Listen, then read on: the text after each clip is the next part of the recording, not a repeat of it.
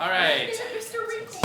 So, this evening we are continuing with our intertestamental period of time, which is largely recorded in the apocryphal books that we were just quizzed on, along with other books of the Bible. So, this evening we're going to shift into talking about the Macedonian kingdoms. So we're going to go through the transition from the Persian Empire into the Macedonian kingdoms. Next week we'll look at the rise of Rome. This week and next week are going to be a lot more history heavy than an average week by a long shot, because we're going to race through 400 years of history. And there's a lot of really complicated geopolitical stuff going on. We've got some maps and genealogies, timeline stuff to make it a lot easier and lessen your note-taking burden tonight especially. In 2 weeks, which is off of this here, but on October 5th, I think we're going to do pizza night. And so then we arrive here 4:30 to 5 o'clock or so for pizza supper beforehand. We'll play some games of some sort. I'm open to suggestions. And then we'll do, yeah, you're right, we did do apples to apples. We should play Skip-Bo. We could do that. I love Skip-Bo. Skip-Bo's my favorite. 4:30 on a Sunday afternoon, or do we want to do a 5 o'clock arrival? It doesn't matter to me. I just need to know. Whichever one is more time, because it's fun. 4:30. Okay, yay. Can we We'll have plan- a Hawaiian pizza too? Have a what pizza? Hawaiian pizza. Fearless Cats are good, but Hawaiian's bad. I haven't had Hawaiian pizza. No. I'm somewhat limited in my selections from Aldi, but Alright. we could modify a pizza to I'll be bring a more pineapple. Hawaiian. Hot take pineapple Yeah. belongs on pizza. No. Yes. Gordon Ramsay said no, and I listened to him because he's a Well, master chef. Well, he's British and doesn't I- season food. Oh my god. He's sort Alright. of salt on chicken. I don't want to. So that's in 2 weeks on October 5th, and we need to make sure Maddie learns of that. 4:30 is our start time. Please help me remember Ariana Mackay. That's who was missing. Maddie's like, Yes, Maddie's the one that's "Oh, missing. Right here. I know.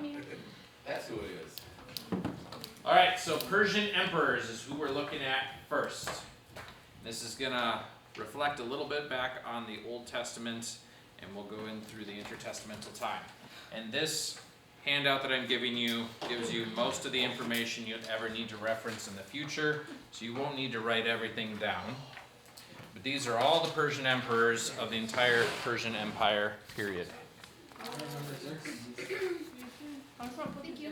Don't worry, Kahoot is not going to ask you what year Artaxerxes II ascended into the throne, You naughty.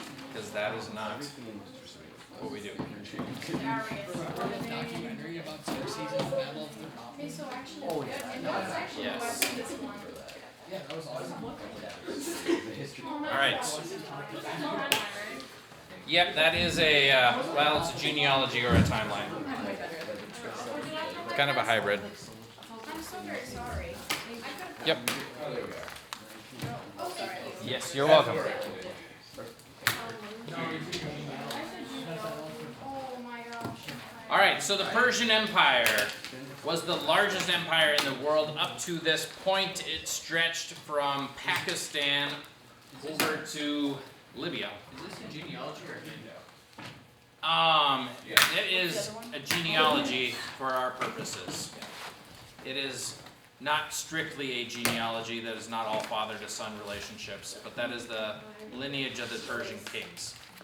Close enough. Right.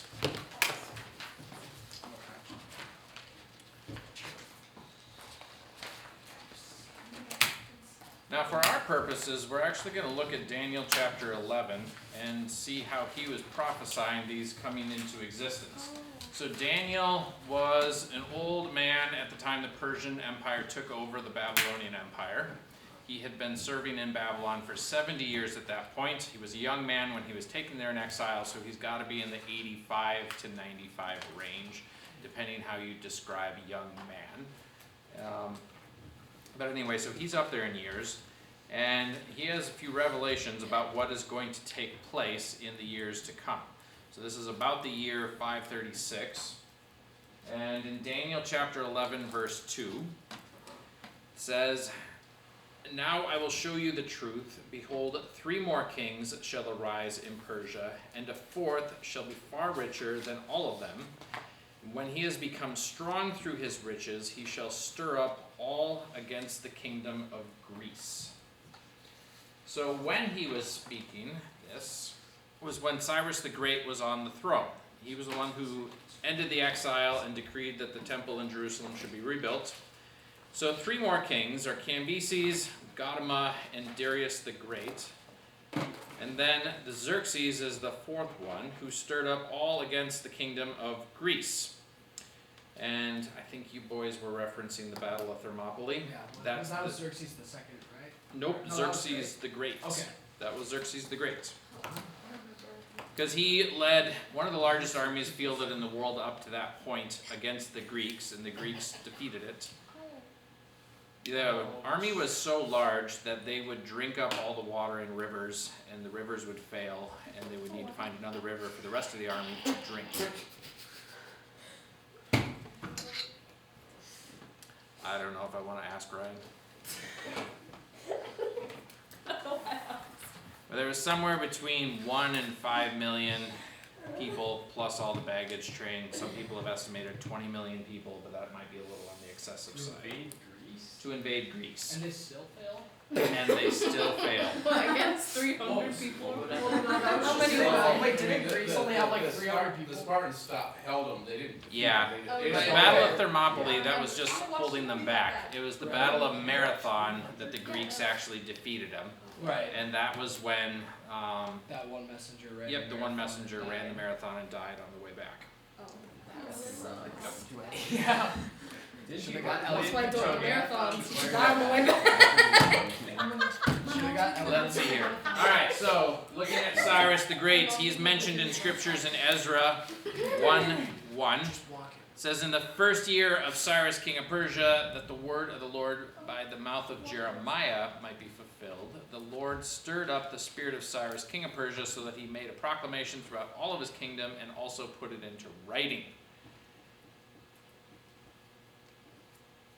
He says, the Lord, the God of heaven, has given me all the kingdoms of the earth, and he has charged me to build him a house at Jerusalem, which is in Judah. Whoever is among you of all of his people, may his God be with him, and let him go up to Jerusalem, which is in Judah, and rebuild the house of the Lord, the God of Israel. He is the God who is in Jerusalem. So they began doing that, and then the next guy, nope, couple down, Gautama is the next one that makes a biblical appearance. He's the guy in Ezra 4, makes a decree that these men be made to cease, and that the city not be rebuilt until the decree is made by me. And take care not to be slack in this matter. Why should damage grow to the hurt of the king? And so this guy Gautama was actually a usurper. Cambyses had died in Egypt while he was there, and conquering it, and Gautama pretended to be somebody he wasn't. And because they did not have social media and LinkedIn, you couldn't actually check out, like, is this guy who he says he is? And so they're like, oh, you're a son of Cyrus the Great, we'll put you on the throne. And nobody knew the difference. And he reigned like that for a year and a half or something until he was found out. But he was in power long enough to stop construction on the temple in Jerusalem. So he catfished the Persian Empire? You catfish them in person. Yeah. Well, that's actually crazy. Must have Something been like down that. for drag. Dude, your driver's license has more value than you can imagine. Yeah. So, Now I can't catfish him. His jaw dropped. now Darius the First is likely, but not assuredly, likely the emperor who is in the story of Esther. In the days of Ahasuerus. Some people think Ahasuerus is Darius. Some people think that is the next guy, Xerxes the First. Why does he have a name? This is a Hebrew version of his name. Ahasuerus is just the Hebrew version of it. So, Xerxes and Darius is the Greek form of their names because they were made known to us in history through the Greek emperor, or the Greek historian Herodotus. So, that's why we know them by their Greek names. Their Persian names, now that was something else entirely. So, names are actually a tricky thing to track down. Nebuchadnezzar's son, Belshazzar, was known by 10 different names. And the stories about him all line up, and so you're like, this is the same guy. But over no two sources ever seem to use the same name. So Belshazzar is the biblical one, and then there's 9 others. Alright, so coming back around here to Daniel 11:2, we have Xerxes the First. He's the strong one who stirs up everyone against the kingdom of Greece. He recruited soldiers from all of the provinces of the Persian Empire, from Egypt all the way to the Pakistan area, and marched them against Greece. Did not go well. And then an interesting thing takes place, and this is something that I call prophetic valley. So how many more emperors do we have after Xerxes the First? 7. Not a one of them gets seen in the vision by Daniel. From this point, we jump forward to Alexander the Great, because none of them were as significant, historically or prophetically, as Xerxes the First. So, we have in Daniel 11:3, then a mighty king shall arise, who shall rule with great dominion and do as he wills. And in another vision that Daniel had, sees him as a beast, a leopard with 4 wings with 4 wings of a bird on its back, and the beast had 4 heads, and dominion was given to it. And he's referencing the Macedonian kingdoms there. So is he the 4th king then? No, he's not the 4th, he's another one. He's a 5th. But we skipped all the intervening ones. And what do you know? He's got an appearance in another vision of Daniel too. So, this is in Daniel chapter 8. He had a vision of a ram and a goat. It says, I raised my eyes and saw, and behold, a ram standing on the bank of the canal. It had 2 horns, and both horns were high, but one was higher than the other, and the higher one came up last. I saw the ram charging westward and northward and southward, and no beast could stand before him, and there was no one who could rescue him from his power. He did as he pleased and became great. And this is actually referring to the Median Persian Empire. Cyrus the Great was actually a Mede, and when after he and his sons died, the Persians gained preeminence, and thus Darius the First was the first of the Persians that took over the empire after Cyrus the Great's lineage died out. And so the ram represents the Persian Empire in this prophecy. And then in the next verse, you see Alexander the Great come on. It says, and as I was considering, behold, a male goat came from the west, across the face of the whole earth, without touching the ground, and the goat had a conspicuous horn between its eyes.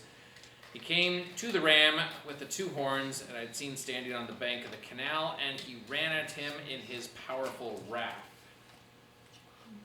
And I saw him come close to the ram, and he was enraged against him, struck the ram, and broke his 2 horns. And the ram had no power to stand before him. And as he cast him down, to the ground and trampled on him, and there was no one who could rescue the ram from his power.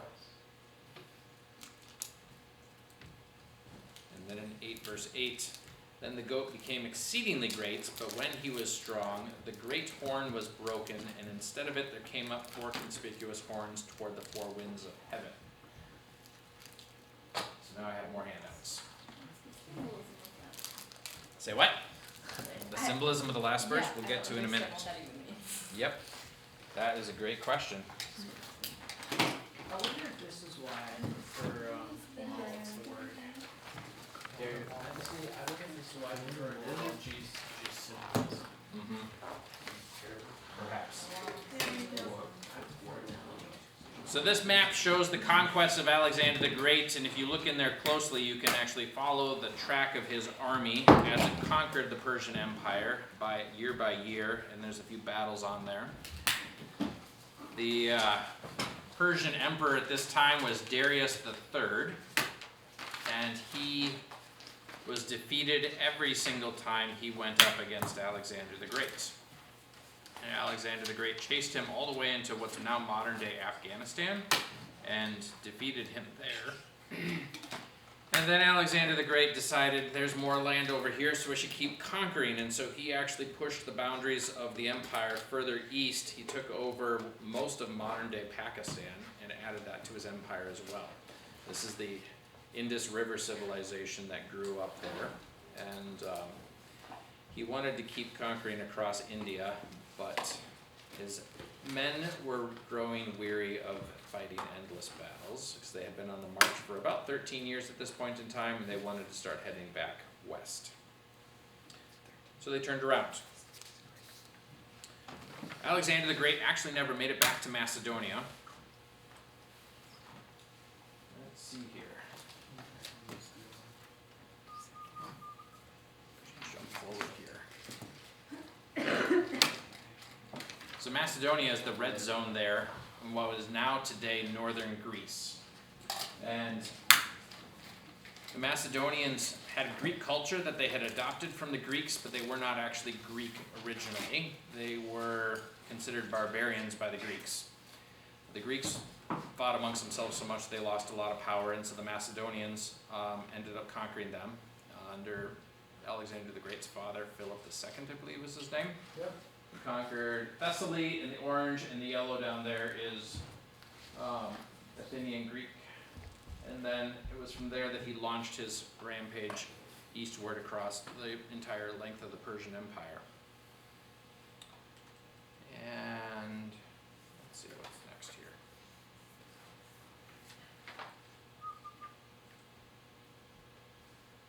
You saw this map, and that brings us to the answer of the riddle. What were the four horns?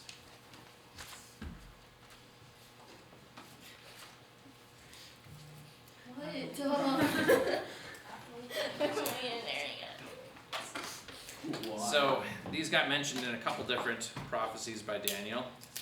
In Daniel 11:4 it says, "As soon as he has arisen," meaning Alexander the Great, "his kingdom shall be broken and divided toward the four winds of heaven, but not to his posterity, nor according to his authority with which he ruled, for his kingdom shall be plucked up and shall go to others besides these." So Alexander the Great dies in Babylon. Nobody knows exactly why he died. It wasn't an assassination. He had some illness, perhaps malaria, perhaps something else like that. But in any case, he didn't have an heir at the time. He had, one of his wives was pregnant with somebody, but his generals asked him, "Who are you going to give the kingdom to?" And Alexander the Great is reported to have said, "To the strongest." So 40 generals then vied for 42 years to see which of them was the strongest. 40. Yeah. So they're like Endless bicker. civil war. So I have a friend of mine, Neil Tilke is my mentor, and he likes wars and history and learning about all kinds of battles, and so he knows all about the Civil War, the American Revolution, and World War II. And he was reading through the history of these wars, and he got to the middle of it, and he was like, "I'm just tired of it. They're just fighting another battle. 20,000 more soldiers are gonna die, and this is just getting to be too much." And I have never heard of that from him before, but these guys fought and fought and fought, and you have to wonder, like, how are there enough people to keep dying in battles? They just racked up the most amazing body count over 42 years of war. It was insane. Didn't the people fighting for power like die of old age? Yeah, that was the other thing, is that one of these last 3 or 4 generals was 80 years old when he died in battle against another one. Lysimachus was his name. I know. This guy, like, That's like sending our president to the front lines. For like the past 20 years. yeah. JFK brought us into war, and he just declared himself dictator, and then fought until like 2005. Yep. Yeah. Why did it sound like that? Just went on and on and on. So anyway, it's a really complicated storyline. Kingdoms rose and they fell just as fast as they arose. Eventually, after 42 years, it settles out into 4 kingdoms, which are on the map that I just handed out to you. So you have Cassander, who's stuck back in Macedonia. He has the Green Kingdom in Macedonia and Greece. And Lysimachus, he was the 80-year-old who died in battle against Seleucus, I think. And he ended up with Thrace and a good chunk of Asia Minor there. His is the Orange Kingdom. So did his 60-year-old son then inherit that kingdom? I don't remember who got Lysimachus's kingdom. That's a fuzzy one in my mind. These last two are more relevant to Daniel chapter 11 and the entire intertestamental period. Seleucus consolidated the vast majority of the Persian Empire in yellow there, Asia Minor, all the way over to Bactria, although Bactria and India revolted against him and he lost them early on because they're so crazy distant. And he was ruling from Antiochus, or Antioch, which is a city on the left-hand side of the yellow region, the Antioch that Paul went out of later. And then the blue kingdom is Egypt, that was ruled by the Ptolemies. Were any of these kingdoms worth 42 years of civil war? Or did they like all die out? Actually all four of them lasted a good long chunk of time until the Roman Empire knocked them out. So Egypt's Egypt. Yeah, Egypt lasted until Cleopatra. So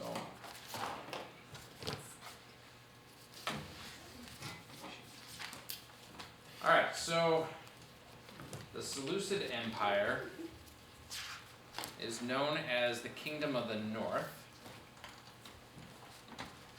They were a little less stable, so they actually have two lists of kings going from the beginning to the end of that kingdom.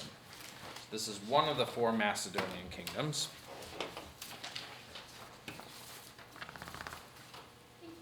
Yep.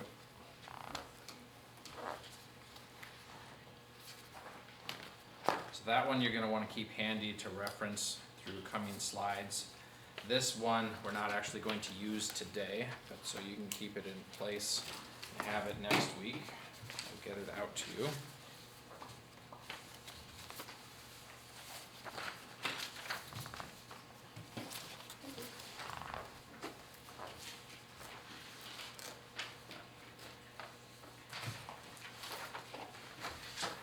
The Egyptian one, ruled by the Ptolemies, was the kingdom of the south, or the kings of the south.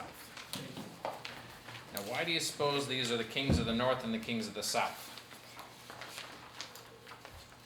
Because everything's north and south. Mm-hmm.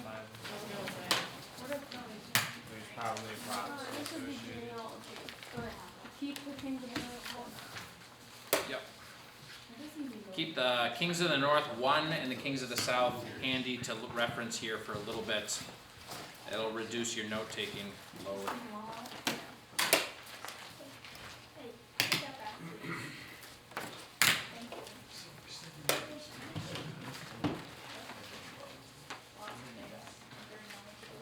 You should start doing guided notes.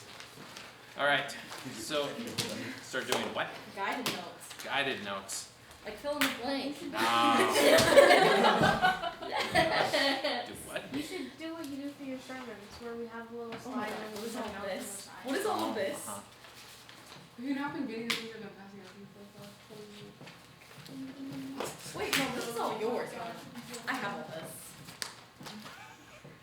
We can sort that out later. Alright, so north and south are relative to Jerusalem. So, looking on this map, Egypt is going to generally be to the south. It's definitely southwest if you want to be really persnickety about it. But you have to travel south from Jerusalem. And then the Seleucid Empire is north of Jerusalem, and so that is why that is the kingdom of the north.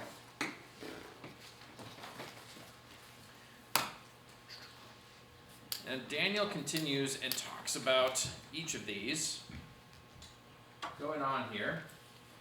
Daniel chapter 11, verse 5 says, "The king of the south shall be strong, but one of his princes shall be stronger than he, and shall rule, and his authority shall be a great authority." And this is fulfilled in Ptolemy the first and Ptolemy the second. Ptolemy the first didn't die in battle, I don't believe. He just died before some of the other guys did. Seleucus the first king of the north, was actually the one who was the strongest. He was the last of the 40 generals to survive. Can't believe it took 42 years for all of them to die. Yeah, it was insane. A lot of fighting. There's some really good men that died in those battles too. For the first 8 or 9 years, they actually feigned loyalty to Alexander the Great's son, who was born to Roxanne, until he ended up dying. And then, of course, it was really suspicious, and so, because he was likely murdered, but to cover it up, they buried him like 40 or 50 feet down, and then put a huge stone monument on top of it, because who's gonna move the monument and dig up the body to find evidence of, murder? It would be just destroyed by that point. Yeah, That's really deep. yeah, that is really deep. When you got an army at your disposal, though, I'm sure it doesn't take too long to dig up. Right, but did no one notice, hey, there's a bunch of guys digging a 50-foot deep hole? Maybe we should check on that, guys. Here's the thing, right? When those guys have swords and spears, you don't really ask questions. Just don't you ask just, questions. Oh, bye. Yeah. Everything's legit. You know. Yeah, because you see, nobody in Macedonia really needed to know, as all the guys that were over in Egypt and Persia Maybe that no would one- have wanted to know what happened to the heir of Alexander. Maybe just no one cared. Oh, he died. No one actually got back to Macedonia to investigate and find out. Alright, so Daniel 11:6. It says, after some years they shall make an alliance, and the daughter of the king of the south shall come to the king of the north to make an agreement, but she shall not retain the strength of her arm, and he and his arm shall not endure, but she shall be given up, and her attendants, he who fathered her, and he who supported her in those times. And this is when Ptolemy II gave his daughter Berenice to Antiochus II as a wife in 252 BC. And she dies in 246 BC with her attendants. So she did not have much influence for very long there. Imagine you hear about all these things and you're like, wait a minute, I've heard this before, and then you just start predicting it all. Mm-hmm. Were people attracted back then? Like, genuine question. Like, I'm being so for real. Like, I can't imagine anyone being like handsome back then. Like, I just imagine Well, like like, them stinky and Everybody else smelled greasy really, really bad. and nasty and crusty. That's Yeah. all I can. Handsomeness was invented in the 1920s. I guess. Right, there you go. Everyone I mean, knows like, that. if you Well, think were about like, the to beauty speak your standards truth, that well, people that's use. still, I I can't- can't. And, practically like, if you ripping get your past the intestines hygienic thing, like and none of, stuff. I feel like no one Like- looked. There were people who were able to take baths and had lotions and perfumers and things like that. So it's not like everybody stank to high heaven. Like common folk like us, we would have, because taking a bath more than once or twice a year would have been an issue. Even just the idea of smelling like twice years. 3 people in Persia. Depends where you live. If you live near the Sea of Galilee, it'd be pretty easy to go take a bath. But if you live in the middle of a desert, not so easy. Not so much Imagine having water. to take a bath in the Sea of Galilee. I think I'd actually, that's just rage bait. Verse 7 of this chapter says, "And a branch from her roots one shall arise in his place, and he shall come against the army and enter the fortress of the king of the north, and he shall deal with them and shall prevail." Berenice's brother, Ptolemy III, ends up attacking Seleucus II. Is Seleucus Bernice's son? Nope, neither is her son. Ptolemy III is her brother. Yeah. Seleucus II was, nope, No. son of Antiochus II, probably. Right, But so not that- necessarily her son. Oh, Oh yeah, 'cause they I had. see. Oh yeah, because they dated multiple people. Oh, not dated. Yeah. Married multiple people. Well, they're a king. You have your harem. You have harems back then, lots of harems. Why would you need one if you had a wall? It's for treaty purposes. You want to make an alliance with another kingdom. You gotta take hostages essentially, but we call Yeah. them wives and concubines instead of hostages, but really it's I just would hate to be a hostages. woman in those days. I would hate It was I think not I'd- a good day I think I'd to be just a jump woman. off a cliff. Yeah, so, Quite literally, you were used as peace agreements. alright, moving on to verses 8 and 9. He shall also carry off to Egypt their gods with their metal images and their precious vessels of silver and gold, and for some years he shall refrain from attacking the king of the north. Then the latter shall come into the realm of the king of the south, but shall return to his own land. So Ptolemy III loots the Seleucid kingdom when he attacked, and he defeated Seleucus II in 245 BC. And then he returned down to Egypt with the gods that Cambyses had carried off a couple hundred years earlier, about 300 years earlier actually. And that was actually prophesied, I think, by Isaiah, if I remember right. But, anyhow, so we're down to Ptolemy III and Seleucus II. The next verse jumps another generation. His sons shall wage war and assemble a multitude of great forces, which shall keep coming and overflow and pass through, and again shall carry the war as far as his fortress. So Seleucus III ends up getting poisoned by his friends at Phrygia, which is up in Asia Minor, in 223. Antiochus gets placed on his throne after that.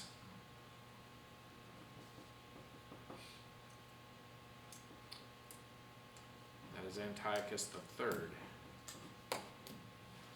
So if question, so if Yep. Seleucus II got defeated by the Ptolemy? Ptolemy, Mhm. then how did it keep going? Like he got defeated.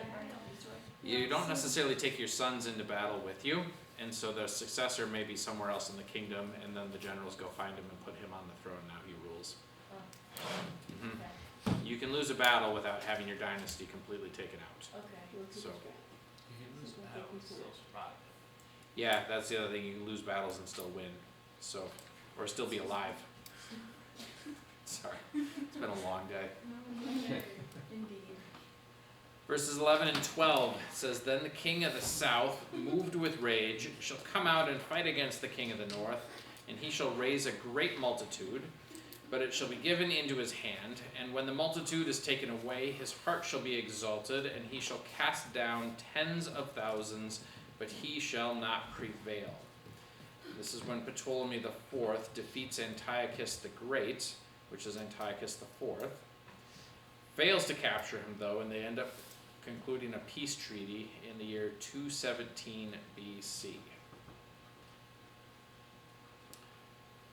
And Antiochus IV, or Antiochus the Great, is kind of a culminating figure here amongst the kings of the north and the kings of the south. And so he ends up being a very key figure for the rest of this chapter of prophecy. And Daniel prophesied it, and the Maccabees record a lot of the fulfillment of it in the apocryphal book of 1st and 2nd Maccabees. So in verse 13, it says, The king of the north, Antiochus IV, shall again raise a multitude greater than the first, and after some years he shall come on with a great army and abundant supplies, and in those times many shall rise against the king of the south. So this is when Antiochus the Great attacks Ptolemy V. This happened in 204 BC. And at this time he was allied with Philip, the king of the Macedonians, from way over yonder on the other side of the sea. So he had a little larger of an army.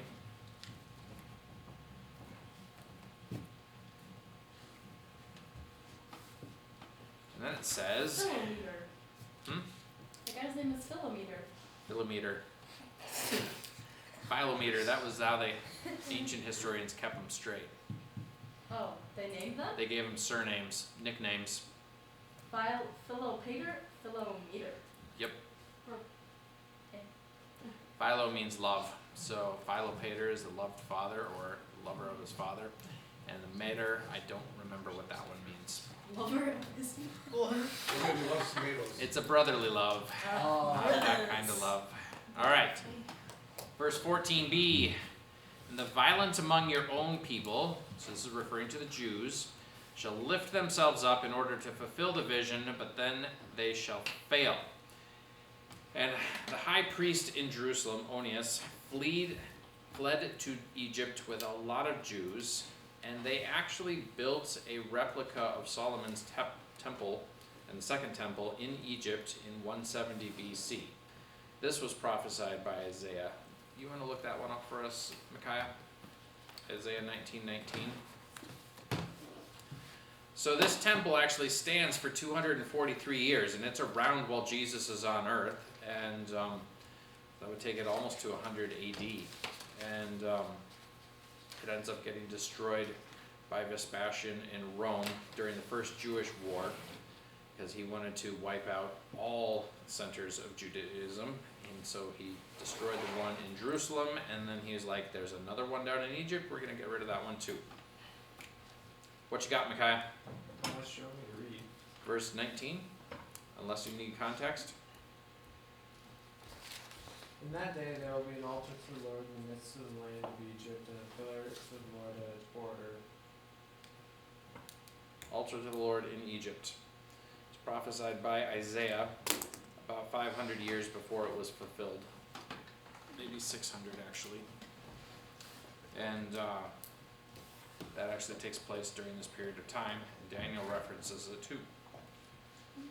Did Jesus prophesy that temple being destroyed, or was that the one in Jerusalem? It was the one in Jerusalem he Okay, was speaking It of. was around the same time period. Exact time. Okay. Yep. Yeah.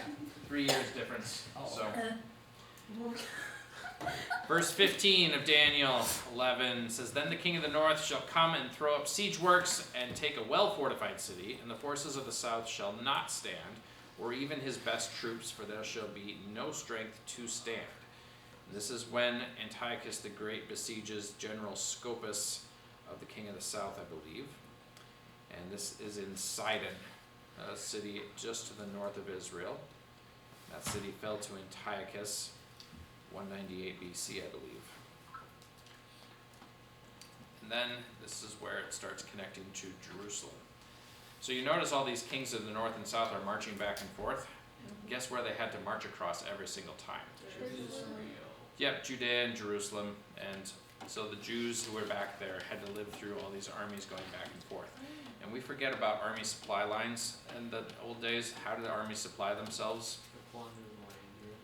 Yep, they just sent out raiding and foraging parties and steal all the food from the farmers in the area to feed the army. Until Napoleon's day, that was standard practice in every army. So the Jews were always getting plundered through the course of this. Alright, verse 16.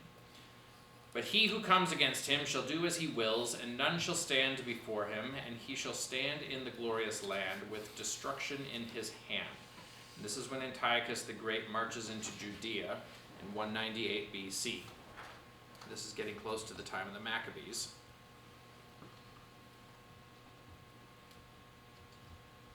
Alright. Maybe just pause here, so we still have 5 more slides to get through. And it is just after 8.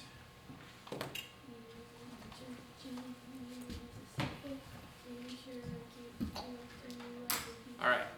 Lots of Antiochuses, lots of Seleucuses, even more Ptolemies. I'm gonna name my kid